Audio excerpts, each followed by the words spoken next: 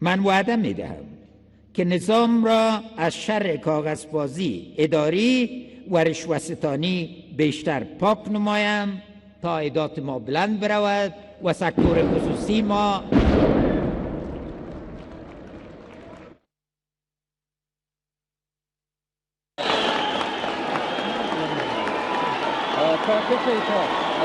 دا زره نده کمیسته دا چچر د افغانستان و خلکو لپاره قربان ده دا سر قربانی ته حاضر ده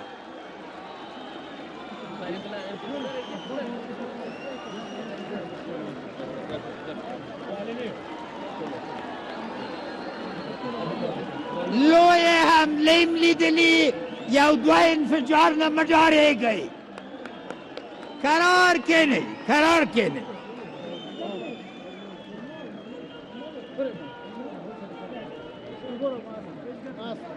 هستم پالی رئیس. بله باقی رو بخوانیم یا خلاص کنیم؟ بله سر باقی رو بخوانیم یا خلاص کنیم؟ بخوانیم رئیس. سیست